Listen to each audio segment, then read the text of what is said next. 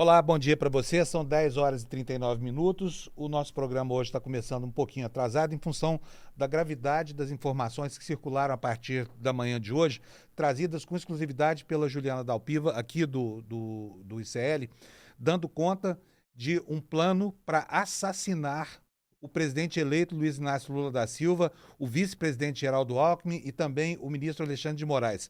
Plano que foi urdido e tramado dentro do Palácio do Planalto por um militar, um general, que chegou a ser ministro no governo Bolsonaro, auxiliado por pelo menos outras 5 pessoas no afã de desacreditar o resultado das eleições, de eliminar a chapa vencedora e de instaurar uma ditadura no Brasil, como o próprio Bolsonaro algumas vezes chegou a mencionar. E o mérito todo dessa informação que chegou a nós hoje, para o nosso espanto na manhã de hoje, é da Juliana Dalpiva, como eu falei, que está aqui comigo agora. Juliana, bom dia para você. Eu quero primeiro reiterar aqui os meus parabéns para você e muito obrigado por essa informação tão importante assim, que com certeza coloca nos trilhos de novo, né, a informação histórica sobre o que aconteceu nas datas aí tão importantes de 12 de dezembro, 19 de dezembro e em todos os outros momentos da história em que foi tramado esse golpe que seria perpetrado, só não foi porque houve resistência de alguns militares em função de comando. Juliana, bom dia. Conta pra gente os bastidores dessa apuração que você fez, tão importante. Panunzio, primeiro bom dia para quem está acompanhando o nosso Em Detalhes aqui. Estamos cuidando da casinha da Gabi Varela para ela hoje, né?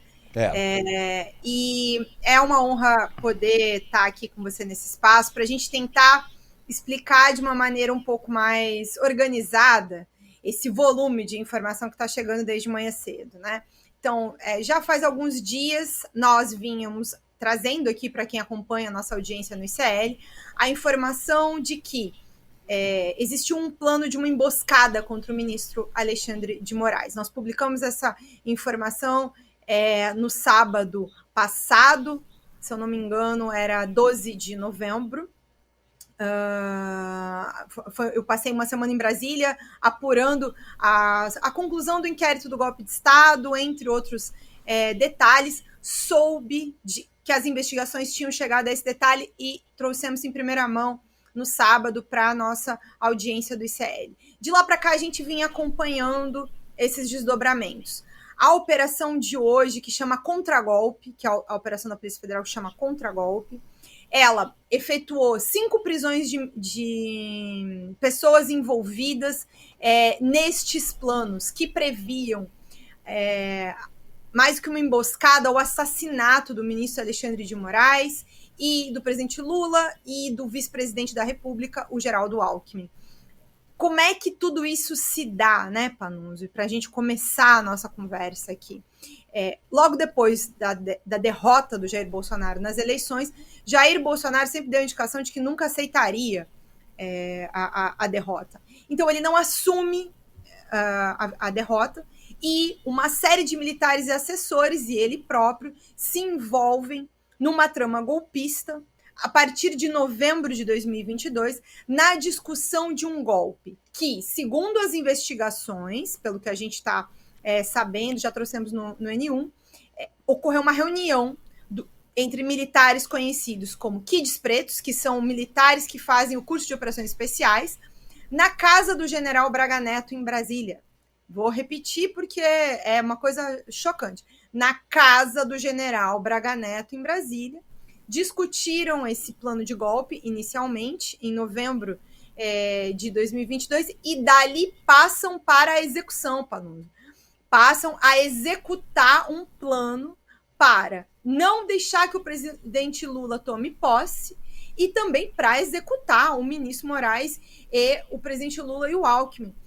Isso se daria no dia 15 de dezembro, no que ficou conhecido ali entre eles, esse nome que eles deram, Punhal Verde Amarelo, em alusão até a próprio lema do Bolsonaro, né, que o tempo todo fica fazendo referência ao verde e amarelo, às cores da bandeira brasileira, que na verdade pertencem a todos os brasileiros e não apenas a Jair Bolsonaro. Juliana, agora, assim, os detalhes que vêm sendo revelados todos eles obtidos como provas mesmo dentro dos telefones celulares dessa quadrilha que tramava, são absurdos. Eu quero até ler um trechinho aqui, porque me pareceu que enquanto a gente está noticiando aqui, a gente está tomando conhecimento também das informações, porque a divulgação da ordem de prisão que norteou essa operação hoje foi feita agora há pouco, então nós estamos aqui apurando junto com vocês. Mas eu quero ler esse trecho aqui para que a Juliana nos ajude a entender como é que era isso. Na página 47, na página 46 e na página 47 tem a descrição de uma sequência de acontecimentos que nos levam a entender como é que seria feita, como é que seria operacionalizado esse atentado. Então tem um tópico aqui chamado, olha, tópico demandas para preparação e condução da ação, meios. Ela revela aqui, segundo a peça produzida pela Polícia Federal para o Supremo, revela uma lista de itens necessários para execução. Imperioso observar, 6 TLF, Coronel, não sei, a 6 celulares descartáveis. Depois o documento vai detalhar a ativação desses telefones anonimamente. Revela exatamente o método de comunicação, quantidade de aparelhos, até mesmo a operadora telefônica que seria escolhida para as comunicações para o acompanhamento e vigilância do Alexandre de Moraes. Aí ele vem aqui, olha, na sequência, a lista com o arsenal previsto revela o alto poderio bélico que estava programado para ser utilizado. Pistolas e fuzis em questão, 9 pistolas de 9mm ou .40, 4 fuzis 5.56, 7.62 ou .338, são comumente utilizados por policiais e militares, inclusive pela grande eficácia dos calibres elencados. E chama a atenção aqui, segundo essa peça, sobretudo o armamento coletivo previsto. Uma metralhadora M249, um lança-granada, hein, 40mm, um lança-rojão AT-4, armamentos de guerra comumente utilizados por grupos de combate. E um pouco mais na frente, eles começam a ponderar sobre os riscos envolvidos nessa operação. E olha, não sei se você chegou a ler esses detalhes, mas eu fiquei pasmo aqui de ver aqui como eles consideram aceitável a ocorrência de danos colaterais. Olha, o quarto tópico do planejamento descreve os riscos e impactos da ação. Foram consideradas diversas condições de execução do ministro Alexandre de Moraes, inclusive com o uso de artefato explosivo e por envenenamento em evento oficial público. Há uma citação dos riscos da ação, dizendo que os danos colaterais seriam muito altos, que a chance de captura seria alta e que a chance de baixa, termo relacionado à morte no contexto militar, seria alto. O documento evidencia que as ações já estavam em curso, apresentando algumas dificuldades em relação ao comboio e aos protocolos de segurança. O contexto de emprego de armamentos extremamente letais, bem como o uso de artefato explosivo ou envenenamento, revelam que o grupo investigado trabalhava com a possibilidade de assassinato de Alexandre de Moraes.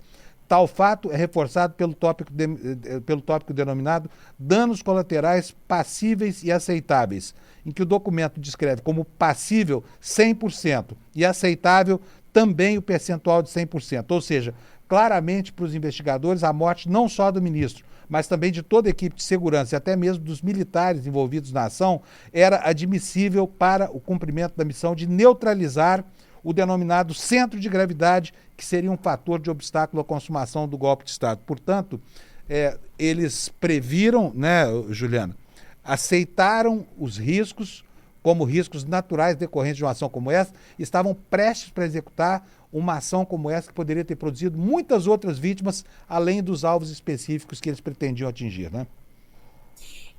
Claramente não estavam nem um pouco preocupados com nada que não fosse se manter no poder. Essa era a preocupação. Se fossem matar mais alguém, se alguém fosse, se um civil que não tem nada a ver com isso, inclusive talvez até simpatizante do Jair Bolsonaro fosse alvo de qualquer coisa, poderia morrer nisso, e aparentemente não havia sequer nem dor na consciência com relação ao que podia acontecer aos demais. Era o poder pelo poder, né, Panuso? E aí eu queria também explicar alguns detalhes que eu acho que é para a gente compreender, né? Mauro Cid fez uma delação premiada, um acordo de colaboração premiada com a Polícia Federal entre o fim de agosto do ano passado, setembro do ano passado, e por esse acordo tinha a obrigação de confessar todos os seus crimes e de apresentar todas as provas. O que fica claro nessa operação de hoje é que Mauro Cid descumpriu o acordo. Mauro Cid não entregou tudo que sabia. E ele vai depor hoje para a Polícia Federal. E aí, provavelmente, alguma consequência vai vir. É difícil de imaginar que o Cid possa continuar mantendo o acordo dele frente ao que se sabe agora, que ele escondeu, porque o principal do que veio para a operação hoje estava no celular dele. No celular dele, e esse é um detalhe que está também na decisão hoje do ministro Moraes, que a gente consegue explicar para vocês, é que quando a Polícia Federal conseguiu recuperar mensagens que tinham sido apagadas no celular do Cid, mensagens em especial que o Cid tinha trocado com o Coronel Câmara, que era um dos principais auxiliares do Bolsonaro também, que foi preso na operação de fevereiro e está respondendo em liberdade com monitoramento de tornozeleira eletrônica. Mas nesse chat de conversas entre o Cid e o Câmara é que veio muita coisa à tona sobre esse planejamento. Um segundo detalhe importante é que na Operação Tempus Veritatis foram apreendidos vários celulares e computadores e, a partir disso, esses dados foram cruzados com os dados do celular do Cid. Então, por exemplo, o plano Punhal Verde e Amarelo, ele compunha uma operação que chama Copa 2022, que era a operação em que se daria a execução do plano, né? Eles planejaram impedir a posse do presidente Lula com a execução do presidente Lula e do Geraldo Alckmin por envenenamento. O Pano estava falando sobre a questão de terem planejado explodir, literalmente explodir o Alexandre de Moraes e também envenenar. O presidente Lula, a execução seria via envenenamento. E essa execução, a operação disso, chamou Copa 2022. E gente, isso aqui não é eu falando, tá?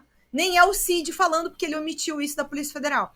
A Polícia Federal obteve essas mensagens, esses documentos, no celular de um major chamado Rafael Oliveira, que foi preso hoje. No chat dele, aí no aplicativo Signal, que também essas mensagens também foram recuperadas, se encontrou os detalhes para a execução desse plano. E aqui, Panos, é bom que a gente ajude a nossa audiência a compreender. A gente está falando disso ter sido conversado na casa do general Braga Neto em novembro, desse planejamento caminhar ao longo de novembro, e a gente falou já no N1, vou relembrar aqui, a Polícia Federal explica que encontrou dados que mostram que no dia 6 de dezembro de 2022, o general Mário Fernandes, que também foi preso hoje, que é quem concebe esse plano, imprimiu uma cópia desse plano no Palácio do Planalto, num momento em que o Mauro Cid e o Bolsonaro estavam também por volta das 6 horas da tarde. Todo mundo dentro do Palácio. E o plano para a execução do golpe, a execução das pessoas, o assassinato, né? Então, acontece tudo isso. A diplomação do presidente Lula ocorreu no dia 12. Ela foi adiantada, porque normalmente ela acontece no dia 19. E quando eles criaram esse plano, eles não sabiam que a diplomação seria adiantada. Ou seja, eles pretendiam executar esse plano no dia 15 de dezembro, 4 dias antes da diplomação do presidente Lula. Então, tudo de uma gravidade, né, Panuso, assim, absurda. É impressionante. E alguns detalhes a gente vai conhecendo à medida em que consegue ler essa peça, né, que determinou a prisão desses oficiais, são terrivelmente... olha, vou ler aqui mais um trechinho aqui para vocês, a parte em que se fala aqui sobre o planejamento para a execução do Lula e do Alckmin. O que eles queriam? Quais eram os objetivos com isso? Está tudo explicado aqui com base nessas mensagens trocadas pelo aplicativo Signal. O que diz a peça que autorizou essas prisões? O documento juntado às autos pela Polícia Federal indica a possibilidade de ações para o assassinato do então candidato à presidência eleito Luiz Inácio Lula da Silva e seu vice Geraldo Alckmin com, aqui importante, hein? com o objetivo de extinguir a chapa presidencial vencedora do pleito de 2022, conforme ressaltado pela autoridade policial. Já vou fazer uma explicação aqui. Por quê? Se matam Lula e Alckmin, a eleição teria que ser anulada, porque o presidente eleito e o vice-presidente eleito simplesmente não existiriam mais para tomar posse. Mas segue aqui a peça. O codinome Jeca seria uma alusão ao atual presidente Luiz Inácio Lula da Silva. O texto cita que sua neutralização abalaria toda a chapa vencedora, colocando-a, dependendo da interpretação da lei eleitoral ou da manobra conduzida pelos três poderes, sob a tutela principal do PSDB. Considerando que o vice-presidente de Lula é Geraldo Alckmin, e que é historicamente vinculado ao PSDB, em caso de uma neutralização de Lula, o Alckmin assumiria a presidência da República, o que faria a chapa vencedora ficar sob a tutela principal do PSDB. Então, por isso, deveriam eliminar, além do Lula, também o vice-presidente geral. Agora, olha só a loucura dessa tentativa de criar um ambiente jurídico, né, com a eliminação do presidente e do vice-presidente eleitos, para comprometer definitivamente o resultado de uma eleição que, desde o princípio, quando ela ainda era uma incerteza, foi sendo torpedeada pelo Bolsonaro com cada vez mais ênfase, né, Juliana? O Bolsonaro, desde a eleição de 2018, na verdade, já espalhava inverdades sobre o sistema eletrônico, as urnas. Mesmo a eleição que ele ganhou, ele foi eleito e reeleito várias vezes como deputado, e mesmo assim continuava espalhando mentiras e fomentando esse cenário. A questão é que quando ele chega à presidência da República, ele não quer mais largar o osso, né, Panuso? Ele não quer largar a cadeira da presidência da República. Mesmo que quando ele era candidato, ele dizia que ele não ia tentar a reeleição. Esse pedaço aí ele esqueceu, mas ele falava essas coisas. E aí ele começa, já desde o início do mandato, a fomentar a ideia. E isso se intensifica a partir de 2020. Eu vou convidar as pessoas a lembrarem, pouco antes da pandemia, quando ele convoca manifestações antidemocráticas contra o Congresso, contra o Supremo, apesar de todo o pedido de cuidado com a questão da contaminação, contra as aglomerações, naquele momento em que a gente recém estava tomando conhecimento da Covid. E ali começam as primeiras investigações dos tais atos antidemocráticos. E ali, dali em diante, só cresce a campanha do Bolsonaro contra as urnas. Então, cria-se esse cenário, fomenta-se o radicalismo. Essas pessoas, essa situação em Brasília na semana passada, essa ideia de que o Supremo Tribunal Federal fomenta a censura por fomentar a censura, não de que tem que ter limite, né? A liberdade, ela não é absoluta. O meu direito termina quando começa o seu. Eu, quando estou trazendo as notícias aqui, eu tenho que ter responsabilidade com o que a gente está falando. Não só por uma questão profissional, mas por uma questão ética também. A gente pode ser também processado pelo que a gente está falando. Então, tudo que a gente traz com apuração, com checagem, com muito detalhe, para que a gente traga a informação correta para vocês. E um dos núcleos da investigação do golpe justamente apura isso. Como se produziram as informações falsas e como elas iam sendo disseminadas e fomentadas para gerar esse clima golpista, e no meio disso eles estavam lá fazendo reuniões específicas para planejar um golpe, inclusive com financiamento. Um outro detalhe que vem hoje para ser esclarecido é que numa conversa entre o Cid e o Major Rafael, em que eles falam sobre a necessidade de 100 mil reais, o que se dá conta hoje na operação é de que estes 100 mil reais seriam usados para o financiamento desse plano Punhal Verde Amarelo, que pretendia impedir a posse por meio do assassinato do presidente Lula e do vice-presidente Geraldo Alckmin.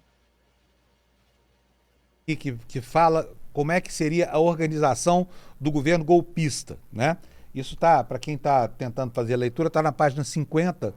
A gente está lendo aqui junto com vocês, então se você quiser acessar o documento que está aí na internet já à vontade, Preste atenção como é que seria o governo do ditador Jair Bolsonaro. O presidente da República seria ele, incensado, né, pelos golpistas, e aqui descreve o documento. Olha, conforme se observa, o general Heleno seria o chefe do gabinete de um tal Gabinete Institucional de Gestão de Crise, chefiado, então, pelo general Heleno, e aqui está todo o staff do golpe. É importante prestar atenção, porque tem outros nomes aqui que fazem parte desse trecho do documento que provavelmente vão ser presos também nas próximas horas, porque esse aqui é a gerência desse esquema golpista. Então vamos lá. Que é o Gabinete Institucional de Gestão de Crise, o que seria? Conforme se observa, o general Heleno seria o chefe de gabinete, tendo como coordenador geral o general Braga Neto. Logo abaixo dos dois mais importantes, o próprio general Mário e o coronel Elcio fariam parte da assessoria estratégica. Após alguns nomes de menor relevância, a assessoria de inteligência parece ser composta por pessoas próximas a Mário. Coronel Azevedo, Coronel Vieira de Abreu, de apelido Velame, então chefe de gabinete de Mário, Coronel Corman. A assessoria de relações institucionais seria ocupada por quem? Felipe Martins, aquele neonazista que fez o símbolo do White Power, do poder branco, né, segregacionista, durante um evento lá no Senado da República.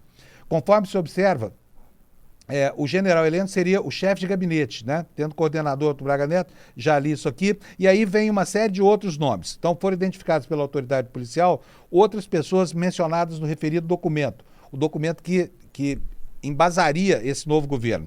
Coronel da Polícia Militar do Distrito Federal, André de Souza Costa, atuou como secretário especial de comunicação na SECOM, vinculado ao Ministério das Comunicações. Coronel da PM do Distrito Federal, Anderson Vilela, que foi assessor, secretário especial adjunto da... Agora, olha só onde é que esses militares estavam lotados, hein? Assessoria de Comunicação. Idenobo Iatabe, coronel reformado do Exército Brasileiro, chefe da assessoria da presidência da Empresa Brasileira de Comunicação, EBC. Portanto, estava ali, olha, toda a estrutura do golpe armada sob, né, o comando da Secretaria de Comunicação do governo. Flávio Botelho Peregrino, assessor especial de comunicação social, apontado em fontes abertas como braço direito de Braga Neto em junho de 2022. Tenente-coronel Darlan Sena Messias Larsen, atuou como assessor de comunicação da Casa Civil e do GSI, teria visitado Mauro Cid em 2023, quando estava preso. Nelson Lacava, onde é que está isso aqui? Nelson Lacava Filho, promotor de justiça militar no Ministério Público Militar. Adriano de Souza Azevedo, atuou como assessor de planejamento e assuntos estratégicos da Secretaria Executiva do GSI. Reginaldo Vieira de Abreu, apelido Velame, então chefe de gabinete de Mário, e o coronel Corman. Você conhecia algum desses nomes, Juliana? Esses nomes não me dizem muita coisa, mas você está mais habituado. Alguns deles foram já alvo da Operação Tempus Veritatis em fevereiro. Mas eu acho que a gente precisa aguardar um pouquinho, algumas horas, porque tem mais documentos para vir à tona, né? A gente só teve acesso até o momento da decisão do ministro Alexandre de Moraes. Tem duas outras peças que são fundamentais para a gente poder saber mais e mais detalhes sobre tudo que foi descoberto, que é o pedido da PGR para essas prisões hoje. E aí, não dá para a gente esquecer de lembrar para as pessoas aqui, 2 dos militares que foram presos hoje estavam escalados na segurança do G20. Foram presos no Comando Militar do Leste, aqui no Rio de Janeiro, trabalhando. Eles estavam trabalhando. Normalmente, eles estavam na ativa, foram presos, vão ficar sob custódia do Exército. Inclusive, o general Mário Fernandes, que foi, enfim, ele chegou a comandar os Kids Pretos em algum momento, também foi preso aqui no Rio de Janeiro. Eles 3 ficam aqui no Rio, a princípio, não serão levados para Brasília, foi isso que eu apurei.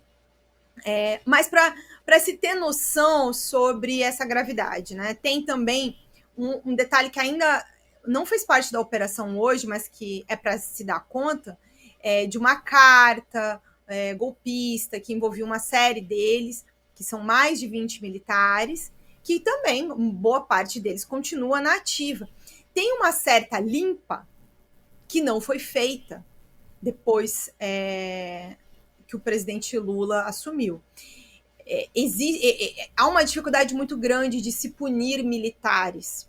Então, eu acho que esse trabalho que a Polícia Federal está fazendo também é extremamente importante nesse sentido.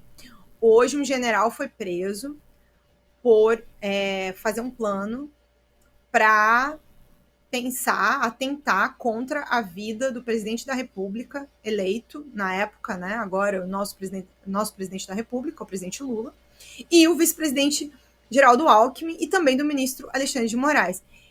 Eu não tenho conhecimento de um fato assim na história do Brasil anteriormente, sobre um general preso por planejar o assassinato de um presidente da República. Para a gente ficar bem atento à gravidade do que está acontecendo nesse momento. E acho que nas próximas horas, quando esses outros documentos vierem à tona, talvez a gente saiba mais detalhes do envolvimento destas demais pessoas. Eu cheguei a apurar algumas coisas também, que é assim, se a reunião foi na casa do general Braga Neto, eu me perguntei por que o general Braga Neto não foi preso hoje também. Eu ia perguntar isso para você agora. O que falta para decretar a prisão do Braga Neto?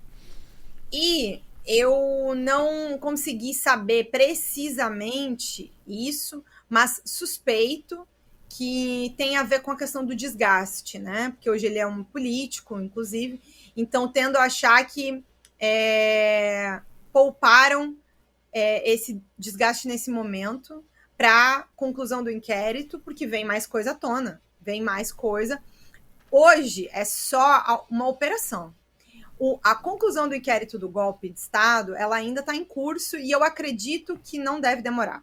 Eu acho que nos próximos dias, semanas, acho que finalmente vamos chegar ao desfecho disso, para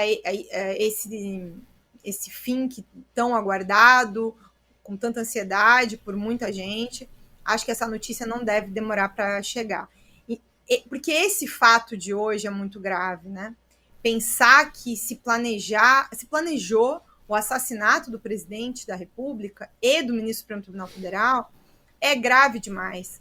A Polícia Federal deve estar a horas de concluir o inquérito, acredito eu, porque agora me parece claro que todas as peças, depoimentos estão encadeados e estão maduros o suficiente para mostrar como se deu e em que medida e gravidade se deu a tentativa de golpe de Estado, incluindo até a preparação de assassinatos. Pois os documentos que vieram à luz hoje, que vieram à luz aí por uma reportagem inicial da Juliana, mostram algo inédito na história do Brasil. A gente pode se lembrar aqui, por exemplo, do atentado da Rua Toneleiros, que levou Vargas ao suicídio, mas não é a mesma coisa, porque aqui fica claro que existiu uma engrenagem incrustada dentro da presidência da República, tramando contra as instituições brasileiras, inclusive preparando, mas já em estágio muito avançado de preparação, atentados que deveriam eliminar um presidente da República legitimamente eleito e o vice-presidente para criar um vácuo jurídico e aí justificar toda essa ação ignominiosa aí do golpe de Estado que deveria ceifar a nossa democracia. Eu tenho só mais um detalhe aqui, Juliana, porque a presença de militares de alta patente são um general, 2 tenentes-coronéis e um major, né, que foram presos hoje, acabou obscurecendo a presença de um policial federal. Eu me interessei em saber que diabo de coisa fazia um policial federal. Eu encontrei aqui na página 52 a descrição do papel que cabia ao Vladimir Matos Soares, que é o nome do agente da Polícia Federal.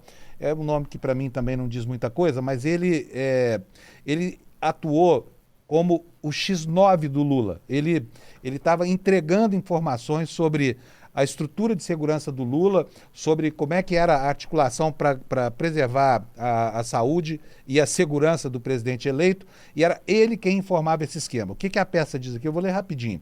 Os elementos de prova revelam que o agente da Polícia Federal, Vladimir Soares, atuou em unidade de desígnio com organização criminosa que tentou consumar um golpe de Estado, fornecendo informações que pudessem, de alguma forma, subsidiar ações que seriam desencadeadas caso o decreto do golpe de Estado fosse assinado, especialmente relacionadas a Lula. No caso, conforme exposto, o planejamento operacional, denominado Punhal Verde e Amarelo, tinha como uma das possibilidades assassinar o então candidato eleito Lula por envenenamento ou uso de químicos para causar colapso orgânico. Dessa forma, o investigado, aproveitando-se das atribuições inerentes ao seu cargo no período entre a diplomação e a posse do governo eleito, repassou informações relacionadas à estrutura de segurança do presidente Lula para pessoas próximas ao então presidente Jair Bolsonaro, aderindo de forma direta ao intento golpista. Está aqui, portanto, o que foi o papel que esse sujeito cumpriu nessa organização criminosa, né? E agora, graças a isso tudo, passa a fazer sentido, inclusive, o gesto de resistência do general Freire Gomes, né? Porque era uma ameaça muito grave de prender um presidente da República no exercício do mandato para evitar a consumação de um golpe de Estado, cuja articulação a gente simplesmente não conhecia, ninguém conhecia até o dia de hoje. As coisas eram muito mais graves, eram amedrontadoras, as coisas eram pavorosas que se estavam tramando lá na caserna, e certamente essa informação circulou amplamente no ambiente da presidência da República, portanto deveria ser de conhecimento desses generais que resistiram ao golpe, que esse horror todo seria deflagrado em benefício desse fascista do Jair Messias Bolsonaro. Juliana. Olha, eu acho que essa é a lição sobre o dia de hoje. As pessoas estavam falando até esse momento, em geral, críticos do ministro Alexandre de Moraes, críticos do presidente Lula, como se é tudo muito distante e fictício, como se não houvesse gravidade na tentativa, na execução de um plano golpista para impedir a posse de um presidente eleito. Mas não vai dar para ignorar e passar pano para uma tentativa de homicídio, para um plano de homicídio. Não foi só a tentativa de golpe. O que eles queriam era matar o presidente da República eleito, envenenar o presidente, explodir o ministro do Supremo Tribunal Federal. Então, tudo isso é extremamente grave e é muito importante que a investigação seja madura. Isso foi uma coisa que eu falei muitas vezes aqui ao longo dos últimos meses, quase que vencida com as críticas, com o tempo da investigação, mas como é necessário. E se a Polícia Federal não tivesse feito um trabalho preciso e minucioso, nós não saberíamos desses detalhes, que são cruciais para imaginar esse processo no Supremo Tribunal Federal daqui em diante. Então, é um trabalho que está sendo feito com muita seriedade.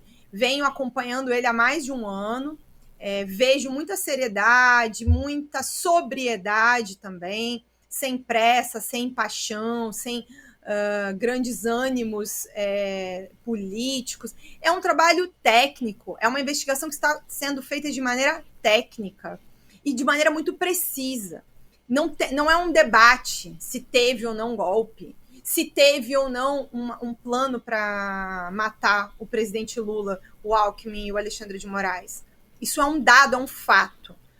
Quem quiser discutir esse fato pode, só não pode negar que ele existiu. Essa é a principal questão hoje. A gravidade de tudo isso que aconteceu há 2 anos no Brasil. De ter muito medo de imaginar o que seria desse país se Jair Bolsonaro tivesse continuado no poder a partir de novembro de 2022. E olha, mais uma última coisa antes da gente encerrar, eu quero chamar a atenção das pessoas que foram instrumentalizadas por essa quadrilha que tomou conta do poder em Brasília e que queria acabar com a democracia brasileira. Percebam o quanto vocês, que se auto-intitularam patriotas, foram ingênuos ao participar da preparação, mesmo que de maneira involuntária, de um ambiente golpista com essa conotação e com essa gravidade, né? As pessoas que o próprio ministro da Defesa qualificou como gente boa, parentes que estavam ali de boa fé na porta dos quartéis, estavam sendo instrumentalizadas para a preparação do ambiente desse golpe. Era um golpe cruel, era um golpe terrível, era um golpe que começava com assassinatos, né, com a explosão de ministro supremo, com o envenenamento de presidente eleito e com o fim drástico da democracia brasileira, que sempre foi o objetivo final desse sujeito chamado Jair Messias Bolsonaro e de todo mundo que o cercava lá na presidência da República. Então é isso, Juliana. A gente precisa encerrar agora. Se você quiser deixar mais alguma informação, fique à vontade. A gente ainda tem muito trabalho aqui hoje. Muita. Então, temos que continuar lendo os documentos. Se tem mais coisa para vir à tona, deixa um beijo aqui para a nossa audiência que acompanhou a gente desde manhã cedinho. A gente vai continuar aqui trabalhando e trabalhando muito. Então tá bom. Um beijo, Juliana. Parabéns mais uma vez. Obrigado para você que ficou conosco aqui no Em Detalhes. Obrigado a Gabi Varela, que deixou aqui seu espaço para a gente tomar conta hoje diante da gravidade dessas informações. E você continua aqui na programação do ICL. Pode ter certeza, viu? Você ficando aqui, você vai estar muito bem informado de tudo que aconteceu, que está acontecendo nesse nosso país. Olha, eu quero só dar um último recado aqui. Hoje tem a reprise da aula de negócio. Você está vendo aqui embaixo aqui no vídeo, da aula de negócio com Edu Moreira, às 20 horas. É uma aula que vai te ensinar a contar boas histórias para aprender a vender os seus produtos ou conquistar aquilo que você pretende conquistar, promovendo a si mesmo, promovendo as suas causas, né? Então, tudo isso hoje é de graça, começa às 20 horas e você pode assistir essa aula conduzida pelo nosso mestre aqui, pelo Eduardo Moreira. Então, bom dia para você, muito obrigado pela sua audiência e até amanhã no N1. Tchau. Fala, turma, tudo jóia? Que incrível a aula que a gente teve nessa quinta-feira sobre vendas e persuasão. As pessoas foram, muitas empolgadas e outras com o pé um pouco atrás. Pô, esse conteúdo aí, não é meio aquele negócio de autoajuda, de coach, e saíram da aula maravilhados. Caramba, mas calma aí, a gente teve uma aula de roteiro. A gente aprendeu todo esse conteúdo acadêmico das pesquisas das maiores universidades americanas. Se eu soubesse que era assim, eu tinha chamado o pessoal da empresa para ver, tinha chamado o pessoal da família. E tem muita gente pedindo pra gente fazer mais uma exibição. A gente não vai ter replay dessa aula, como a gente falou, mas a gente vai fazer uma exibição fechada dessa aula hoje, terça-feira, às 8 horas da noite. Aproveita e avisa todo mundo que você acha que vai querer participar também, porque aí depois dessa, só pra quem já tiver no curso vai ficar na nossa área fechada, tá bom?